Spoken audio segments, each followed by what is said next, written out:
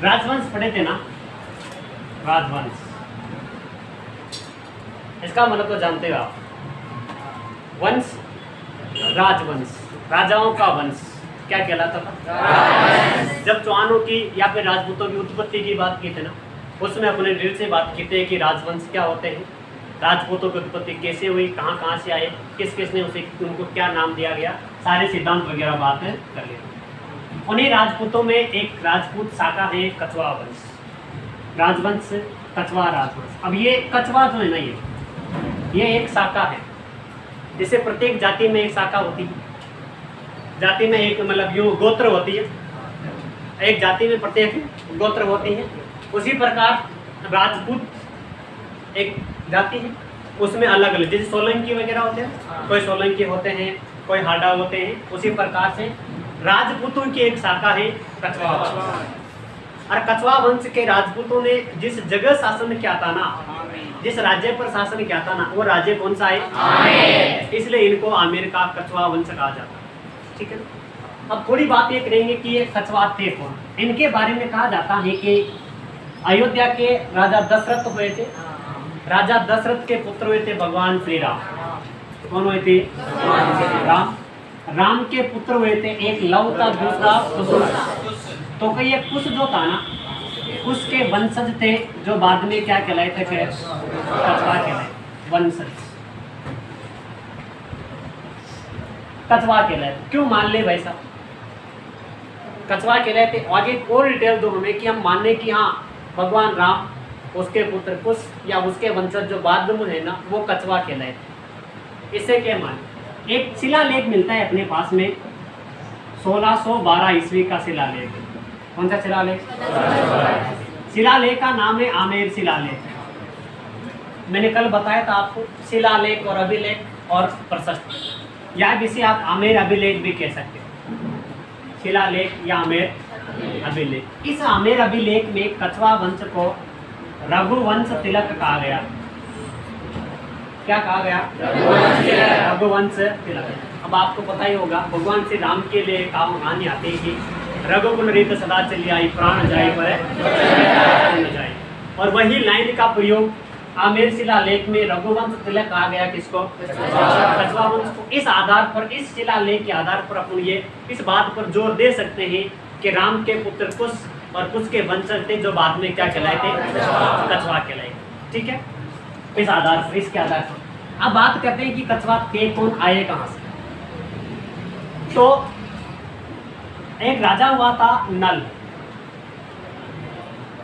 ठीक है, राजा नल ने 826 ईस्वी में स्थापना की थी नरवर की।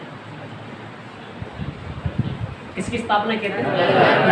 नरवर पड़ता है ग्वालियर में, और ग्वालियर पड़ता है। राजा नल ने 826 ईस्वी में ग्वालियर में नरवर की स्थापना की। नरवर का राजा हुआ था ढोला राजा। क्या नाम था? ढोला राजा। ढोला राजा का एक पुत्र हुआ था तेजकरण या दूल्हे राय। तेजकरण या दूल्हे राय। दूल्हे राय क्यों कहा जाता? ये लाडा की तरह रहता था, सब दस के दूल्हे की तरह ना, इसे लोग इसे ढोला राय भी कहा जाता है। दूल्हे राय की जगह आपको एक नाम ढोला राय भी मिल सकता है। तेजकरण या दूल्हे राय ने क्या किया? नरवर से अपने कुछ सेना लेकर चला और पूर्वी राजस्थान की तरफ चला। इसने पहले तो स्थापना कर दी ढूंढाड़ की। किसकी स्थापना कर दी? ढूंढाड़ की। यानी ढूंढाड़ का संस्थापक या ढूंढाड़ राज्य का संस्थापक किसे कहा जाता है? दूल्हे राय।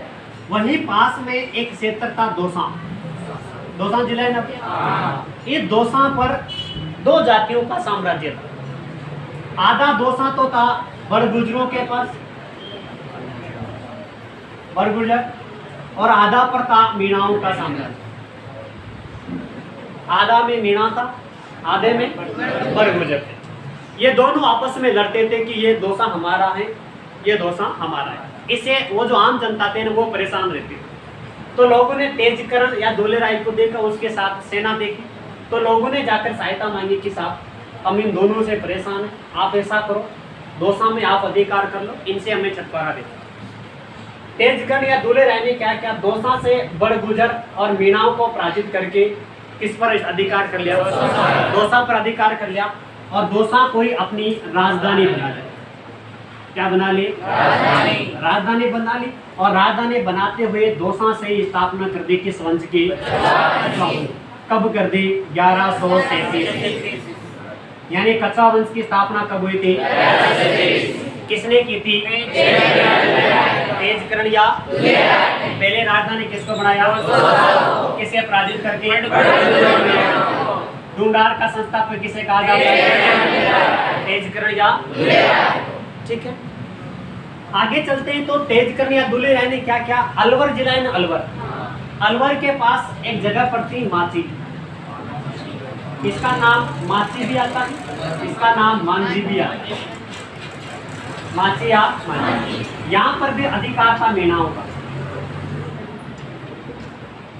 मीणाओं पहले बड़ी जातियां हुआ करती थी मीणा। माची या मांझी से मीणाओं को पराजित कर दिया तेजकर्ण या दूल्हे राय ने और अधिकार कर लिया माची या मांझी। इसका नाम बदलकर इसने भगवान श्री राम के नाम पर रामगढ़ कर दिया। नाम क्या कर दिया?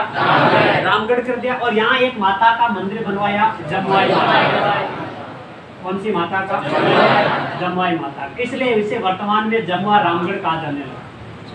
जमुआ इधर लिख दो मेरे साइड में। वर्तमान में इसे क्या कहा जाता है? जमुआ रामगढ़ कहा जाता है। और इसी जमुआई माता को कछवा वंश की कुल देवी कहा जाता है।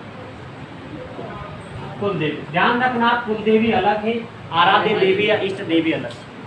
कछवा वंश की कुल देवी कौन सी माता है? आराध्य देवी या इष्ट देवी की बात करें तो शीला देवी। कौन सी देवी है? शीला देवी कह दो, चाहे शीला माता कह दो, जिसकी मूर्ति जसोर बंगाल से 1604 में राजा केदार को पराजित करके आमेर का शासक मानसिंह प्रथम लेकर आया था, जिसकी स्थापना आमेर के जलेब चौक में। ये इष्ट देवी आराध्य देवी है, जबकि कुल देवी कौन सी माता है? रामगढ़ और जमुआई माता का मंदिर होने के कारण से वर्तमान में जमुआ रामगढ़ कहा जाता है। गुलाबों की खेती के लिए प्रसिद्ध होने के कारण, किसकी खेती?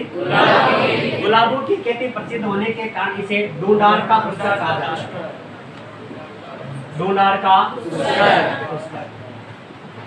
पुष्कर तो नहीं अपने अजमेर में, ढूंढार का पुष्कर। एग्जाम में पूछा गया प्रश्न है कि जमुआ रामगढ़ को ढूंढार का पुष्कर कहा जाता है, मतलब कारण पूछा था कि क्यों कहा जाता है? गुलाबों की खेती के लिए प्रसिद्ध होने के कारण। ठीक है, आगे चलते हैं। तो एक राजा आता है, इसके बाद में कोकिल देव। क्या नाम है? कोकिल देव ने क्या किया? अब स्थापना होगी कछवा वंश की, राजधानी भी बन गई।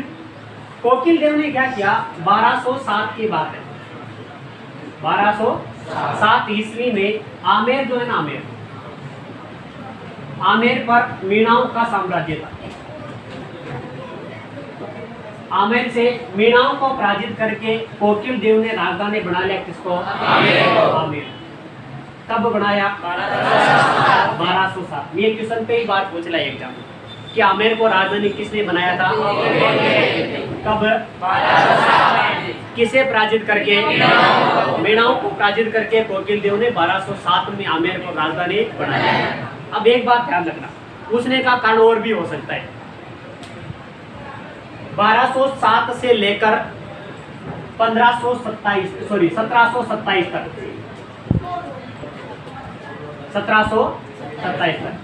1207 से 1727 तक कछवा वंश के राजधानी क्या रहा था? सवाई जयसिंह ने जब जयपुर बसाया, कब? 18 नवंबर 1727। उसके बाद उसने आमेर से राजधानी बदलकर जयपुर को राजधानी बनाया। किसको राजधानी बनाया? जयपुर को। यानी यहाँ से यहाँ तक लगभग 500 साल हो रहे, 520 साल तक कछवा वंश की राजधानी क्या रहा था? जिसे राजधानी बनाया किसने था? कब? 1207। कोकिल देव के बाद में एक नाम आता है, एक तो आप चाहे राजदेव कह दो उसे, राजदेव या फिर रामदेव। राजदेव या रामदेव नामक राजा हुआ था, जिसने आमेर में कदमी महल बनवाया। कौन सा महल बनवाया था? कदमी महल बनवाया था। प्रसिद्ध क्यों है? आमेर के शासकों का राज तिलक होता था इस महल में। किस महल में? कदमी महल में मीना सरदार राज तिलक करता था। कदमी महल में मीना कछवा वंश के राजाओं का राज तिलक होता था, जिसका निर्माण राजदेव या रामदेव के द्वारा करवाया गया। यहाँ तक कोई समस्या नहीं है? आगे चलो, बेटा दो चलो।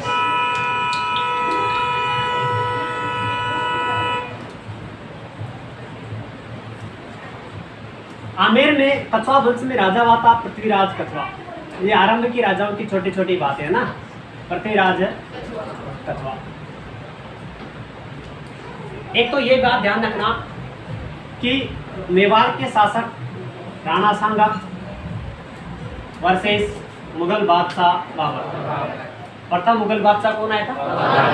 दोनों के मध्य 1527 ईस्वी में खानवा का युद्ध हुआ था।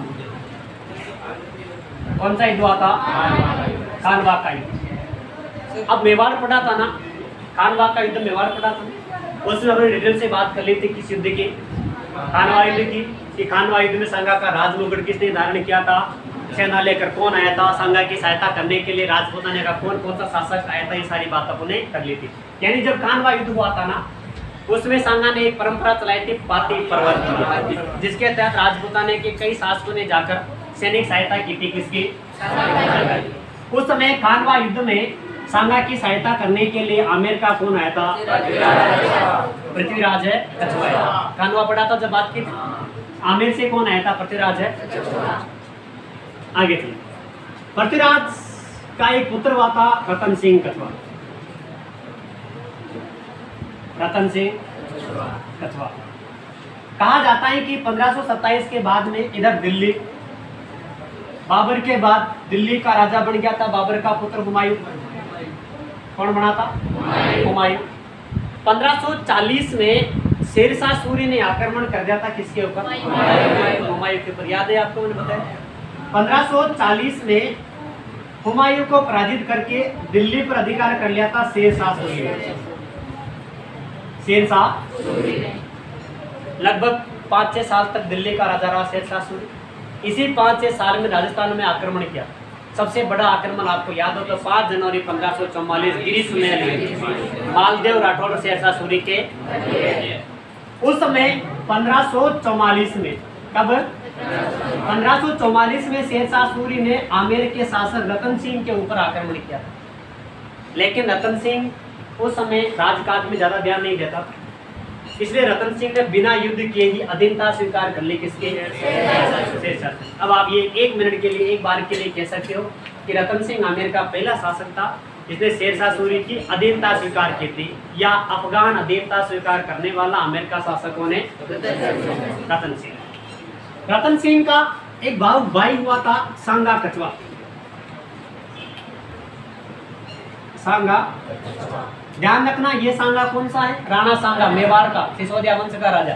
ठीक है ना? ये कौन है? सांगा कछवा। सांगा कछवा ने क्या किया? जयपुर में एक जगह पड़ती है मौजमाबाद। क्या नाम है? मौजमाबाद। इस मौजमाबाद का नाम बदलकर सांगानेर कर दिया। क्या कर दिया? सांगानेर। और अपना अलग शासन स्थापित कर लिया। कहां पर? क्योंकि उसको पता था कि रतन सिंह कुछ कर नहीं सकता है। इसी वंश में एक राजा हुआ बारमल कछवा। बारमल कछवा। बारमल कछवा ने क्या किया? जैसे सांगा कछवा ने मौजमाबाद का नाम बदलकर सांगानेर बनाया, तो रतन सिंह का भाई था जिसका नाम था आसकरण। क्या नाम था? आसकरण को भड़का दिया किसके खिलाफ? रतन सिंह के खिलाफ।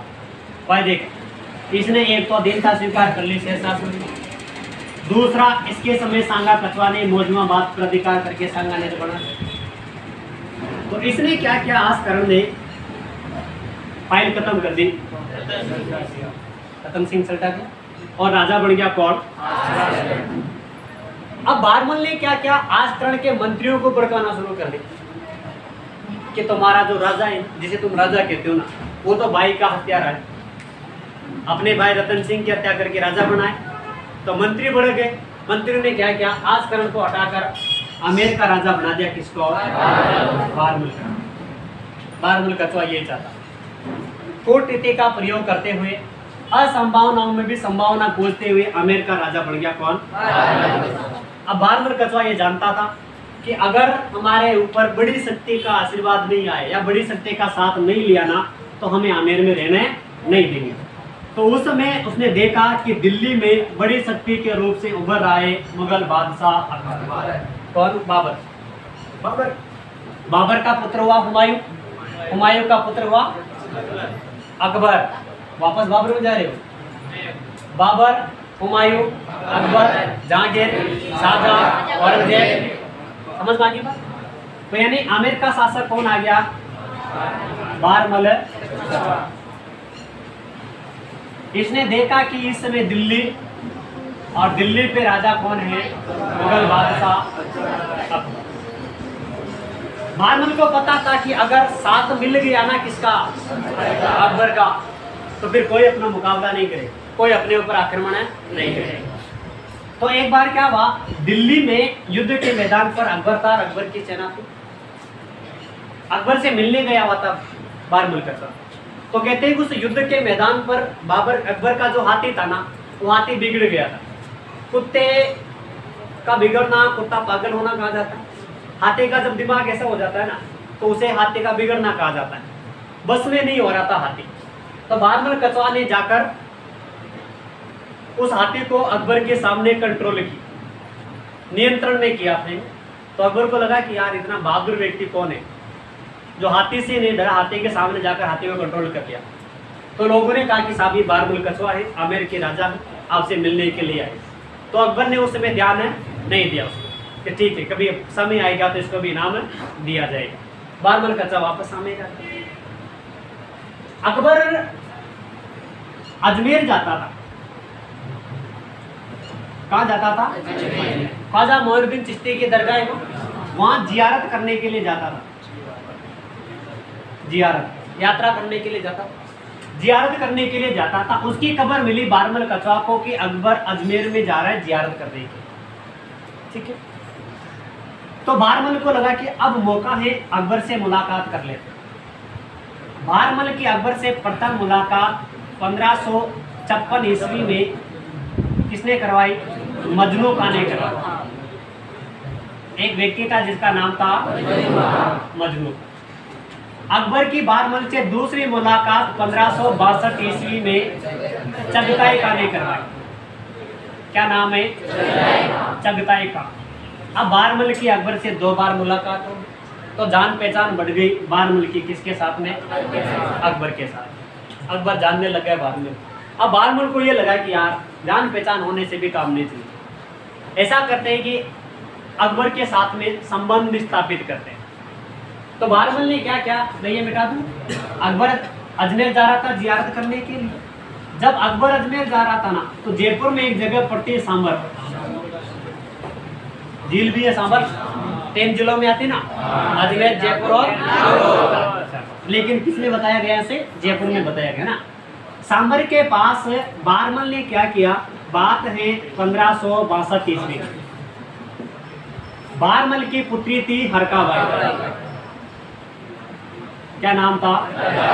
हरकाबाई। बारमल ने 1562 ईस्वी में अपनी पुत्री हरकाबाई का विवाह सांबर नामक स्थान पर किसके साथ कर दिया?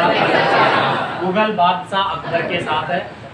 अब आप ये कह सकते हो कि संपूर्ण राजपूताने का, केवल कछुआ वंश की बात मत करो, संपूर्ण राजपूताने का पहला राजा बारमल कछुआ था जिसने अकबर की अधीनता स्वीकार की थी।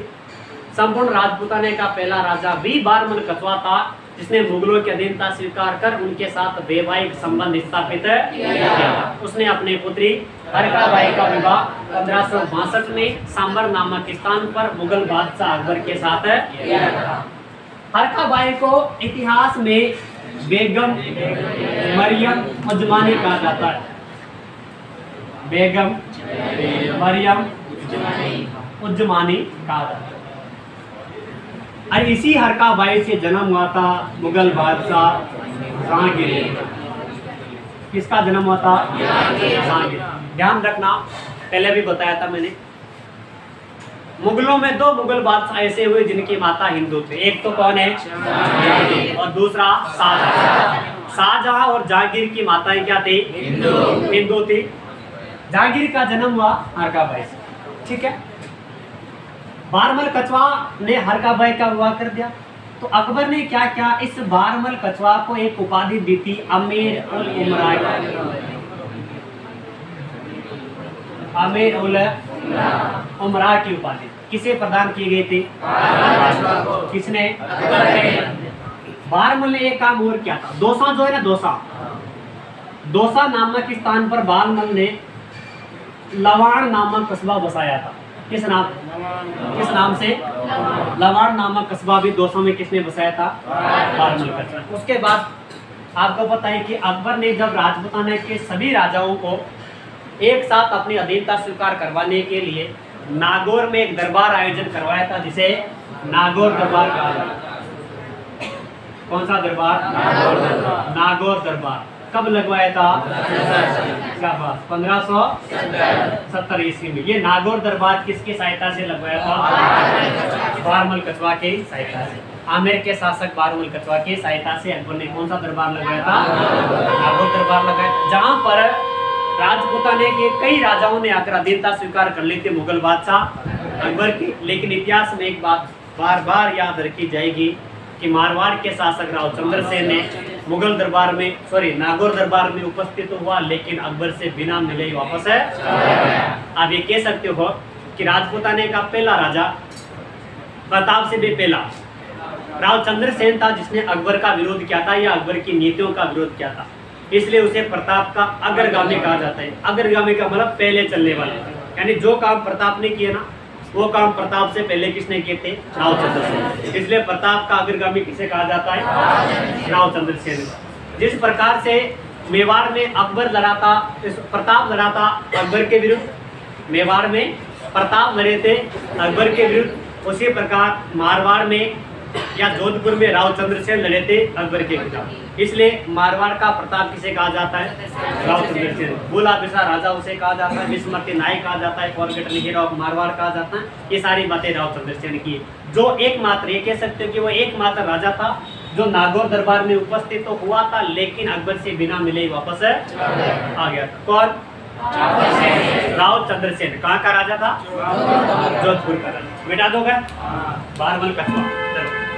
यानी बेगम मरियम उजमानी कहा जाता है किसको, हरकाबाई से जन्म हुआ किसका, हरकाबाई का हुआ किसके साथ हुआ, कब हुआ, कहाँ हुआ, बारमल की अकबर से प्रथम मुलाकात कब हुई, किसने करवाई, दूसरी मुलाकात किसने करवाई, ठीक। नागौर दरबार कब लगा, किसकी सहायता से लगवाया, बारमल ने कौन सा कस्बा बसाया, अकबर ने बारमल को कौन सी उपाधि दी,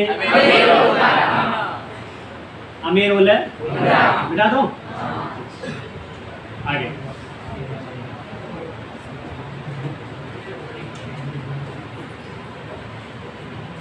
देख रहे थे गोली मारो। बारमल कछवा का पुत्र हुआ था भगवंत दास। भगवंत इसे भगवान दास भी कहा जाता है। भगवान दास को किसी किताबों में भगवान दास भी लिखा गया। भगवान दास राजा बन गया। जब ये आमेर का राजा बना ना, उस समय भी दिल्ली में कौन चल रहा था, मुगल बादशाह। ठीक। अकबर का पुत्र कौन हुआ था, अभी बताया था मैंने, जहांगीर। भगवंत दास के बारे में आप ये कह सकते हो कि भगवंत दास आमेर का दूसरा राजा था जिसने मुगलों की अधीनता स्वीकार कर उनके साथ वैवाहिक संबंध स्थापित किया। पहला तो आ गया बारमल कछवा, दूसरा कौन है, भगवंत दास, भगवंत दास। इसने भी मुगलों के साथ वैवाहिक संबंध स्थापित किया। भगवंत दास ने क्या किया, इसकी पुत्री थी मानबाई। क्या नाम था, मानबाई। मानबाई का विवाह अकबर के पुत्र जहांगीर के साथ किया। ठीक। अब रिश्ता देखोगे ना आप तो कंफ्यूज हो जाओगे। कसाब भगवंत दास बेटा बारमल का, बारमल की पुत्री हरकाबाई, तो ये हरकाबाई का लगा भाई, ठीक है ना। तो हरकाबाई का पुत्र कौन? जहांगीर। इसका क्या लगा? भांजा। भांजा लगा ना, मामा लगा। तो भांजा के अपने बेटे प्रणाली, रिश्ता तो ये निकलेगा ना। हाँ, तो दिमाग मत लगाना ना, उस जमाने में हो गया होगा, पता नहीं क्या होगा। मान बाई का विवाह किसके साथ कर दिया? जहांगीर के साथ। मान बाई के पुत्र वाता खुसरो, ध्यान रखना ये अमीर खुसरो नहीं है, आप इसे अमीर खुसरो कह दो। अमीर खुसरो अलग व्यक्ति है, ये कौन सा है? अब क्या हुआ, जहांगीर जो था ना, जहांगीर का पुत्र कौन हुआ? खुसरो ने क्या किया, जहांगीर के खिलाफ विद्रोह कर दिया राजा बनने के लिए। इसका साथ दिया भगवंत दास का एक पुत्र था मान सिंह, मान सिंह कछवा, या आप इसे मान सिंह प्रथम कह सकते हो। मान सिंह सेकंड लास्ट में आया था, एक करने के समय आया था। कछवा वंश का अंतिम राजा था वो, मान सिंह सेकंड था, तो ये मान सिंह। इस मान सिंह ने साथ दिया था किसका? अब अलग अलग बातें आती हैं। कुछ तो बात ये आती है कि जब खुसरो ने विद्रोह किया ना जहांगीर के खिलाफ, तो किस मान बाई ने जहर देकर मार दिया किसको? एक बात तो ये आती है। दूसरी बात ये आती है कि बंगाल में ही जहांगीर ने मरवा दिया था किसको? जो भी रहा हो कि अपने बेटे खुसरो ने जहांगीर के खिलाफ क्या किया था? विद्रोह। ठीक। बारमल कछवा राजपूताने का, सॉरी, कछवा वंश का दूसरा राजा जिसने मुगलों के साथ वैवाहिक संबंध स्थापित है। भगवंत दास के समय दिल्ली का अकबर। अब आप ध्यान रखो कि जब मेवाड़ था, मेवाड़ का राजा था महाराणा प्रताप। प्रताप को समझाने के लिए हल्दीघाटी युद्ध से पहले प्रताप को समझाने के लिए अकबर ने कितने शर्त भेजे? पहला कौन भेजा था? जलाल का, मान सिंह, भगवंत दास, ठीक है ना। तो कौन से शिष्टमंडल में भेजा था? ध्यान रखना, तीसरे शिष्टमंडल में किसे भेजा था? दोनों क्वेश्चन पूछे गए एग्जाम। ये भी पूछा गया है कि भगवंत दास को कौन से शिष्टमंडल में भेजा, ये भी पूछा गया कि तीसरे शिष्टमंडल में किसे भेजा? भगवंत दास को। ध्यान रखना, भगवंत दास का बेटा है मान सिंह, फिर भी भगवंत दास से पहले किसे भेजा था? मान सिंह। ध्यान रखना, इसीलिए उसने पूछने में हो सकता है उसने ये दिमाग लगा लिया हो कि बाप को पहले लगाएंगे। समझ आ गई बात में कि यही बाप है, पिता यही है मान सिंह का, तो भाई इसको पहले लगाएंगे। इसलिए पहले में ये नहीं भेजा था, इससे पहले किसे भेजा था? दूसरे में मान सिंह भेजा था, तीसरे में किसको भेजा था? क्या भगवंत दास की बात मान ली प्रताप ने? प्रताप बाहुबली था, प्रताप बात माने, ठीक है ना। भगवंत दास दूसरा राजा जिसने मुगलों के साथ वैवाहिक संबंध स्थापित किया था, अपनी पुत्री मान बाई का किसके साथ किया था? जहांगीर के साथ किया था। और इसने प्रताप को समझाने के लिए इसे कौन से शिष्टमंडल में भेजा था? तीसरे शिष्टमंडल में भेजा, ठीक है ना। बिठा दो, ठीक है, यहाँ तक के लिए है ना, बंद कर दे रहे।